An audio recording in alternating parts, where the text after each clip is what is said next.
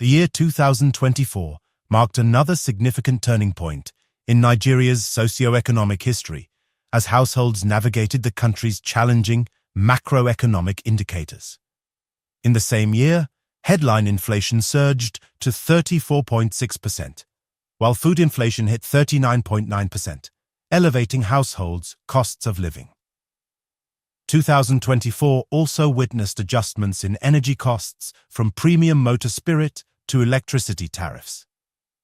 The Central Bank of Nigeria's recent inflation expectations report, captured by Proshare, revealed that households and businesses considered transportation and the weak exchange rate as additional major drivers of overall economic price levels. WebTV engaged households on their experience in 2024 and expectations in the new year. Honestly, it's been a very terrible experience. We've experienced almost 300% inflation. It's been terrible. We have to cut down on everything, even on usage of electricity. Personally, let me say, financially, I've been struggling, but well, let me just say I thank God for my own life personally. But generally, it's not been easy at all.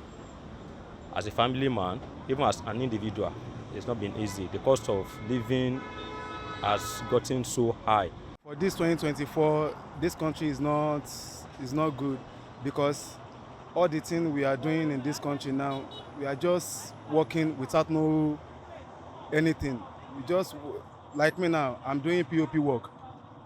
If I go to the site before, if I earn like 30,000 naira, I know how to spend the money, but the economic now is not good because if you make like 50,000 naira now, it's like just we make 5,000 naira. It has really not been funny, economically speaking, because of the change in government policies. So it has been rough for business, and as you all know, inflation has gone up.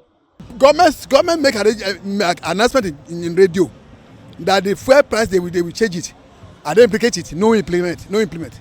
Okay, now they go to bus stop. They say, okay, the people travel now. They should not increase the price of the transport, and they give them free fuel. So that's it. So we are just suffering. We are just suffering in this country. I'm over 50 years old, and when you hear government talk of a hope, remove your hope. There's nothing like new hope. It's all been disappointment since 1999. People should tighten their belt. People should look for alternative source of income that can sustain them. If possible, multiple means of income is not going to get better. Having an additional income is very, very important. If you key a loan to your salary, I don't think that will be enough to make you meet ends meet, because you have to pay bills, you have to pay school fees, you have to do one or two things, clothe yourself, and so far so good. My advice is that I want to advise people to try and get second means of income. Be it a salary earner, be it maybe you are into buying and selling, whatever thing you are doing that is earning you money, just do whatever you can to maintain it. Don't lose it first. Anything you are doing that is giving you money, don't lose it. Make sure you don't lose it. That is one. Secondly, whatever amount you are getting, learn to manage it. Don't go beyond your means. There's no magic that's going to happen. So my advice for youth and young ones is that just get something more profitable to do. We have so many people, even as hard as the economy, they are not doing anything. They are waiting for money and so forth. So get something doing. If you are doing something, I will advise strongly, get a side hustle. The days where one job can sustain you is over.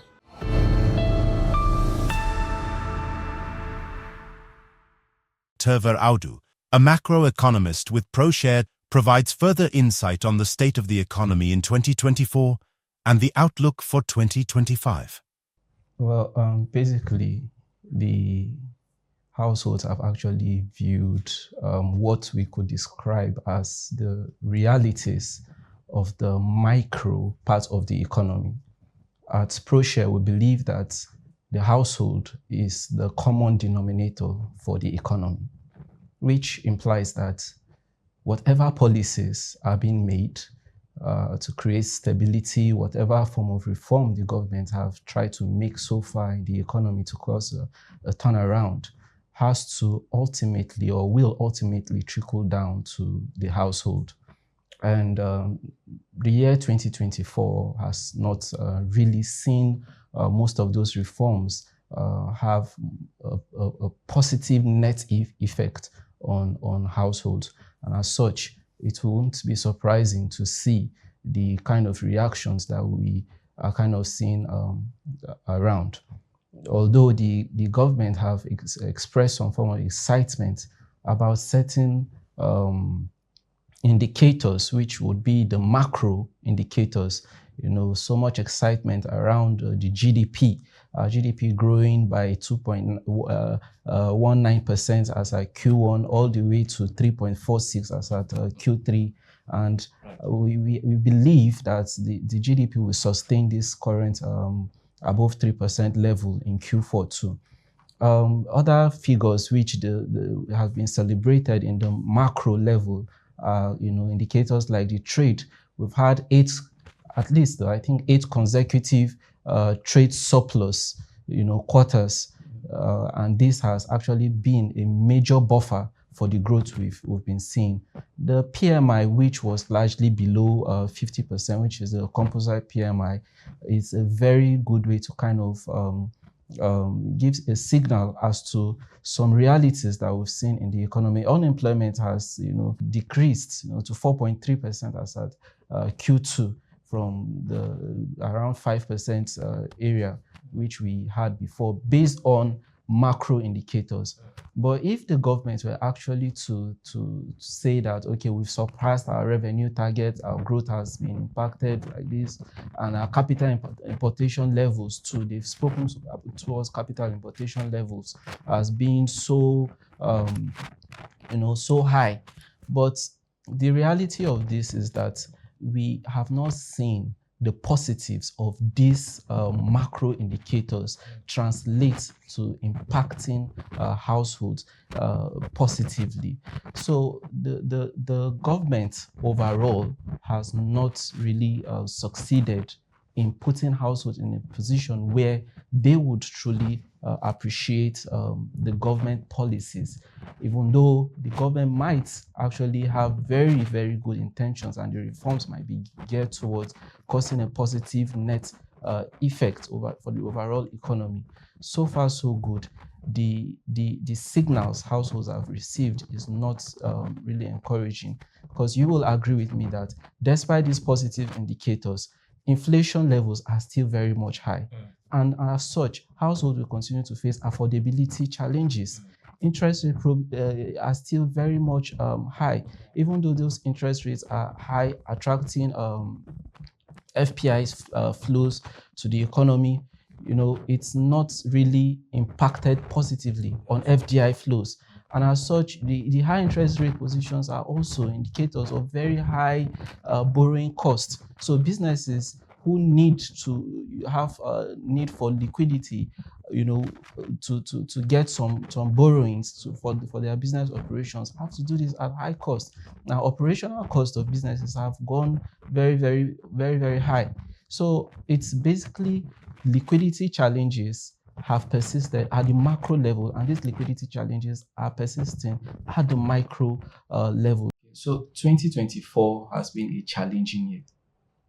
Households have adopted several surviving options, and while seeking for various survival options, some cases we've seen deviance gap actually increase in the economy. So by deviance gap, we actually mean the level of crime, level of terrorism, and all of that in the economy. So I believe that the most important advice would be that households have to learn from the lessons of 2024 and understand that this is because there's no guarantee that 2025 is going to be any easier.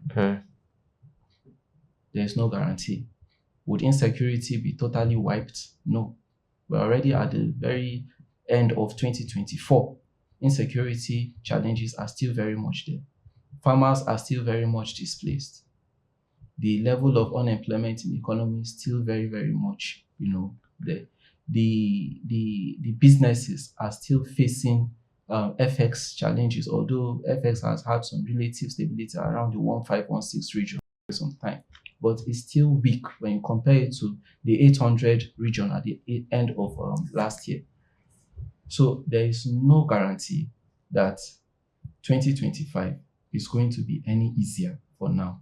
So households have to learn from, the lessons we've picked up from 2024 and, apply these survival options into 2025, as well as try to explore other options to kind of see how they could make moonlighting gains for themselves too. Because, like you said, depending on just one stream of income these days would not really do it. The household needs to meet so many expenses. Household need to adopt a conservative approach in terms of the economy of households. It should be one which is conservative going into 2025. So, because these challenges will definitely persist. As Nigerians mark the new year 2025, foremost policy think tank, the Nigeria Economic Summit Group, believes the priority of the government should be aligning the fiscal, monetary, trade and social investment policies to provide relief to the households.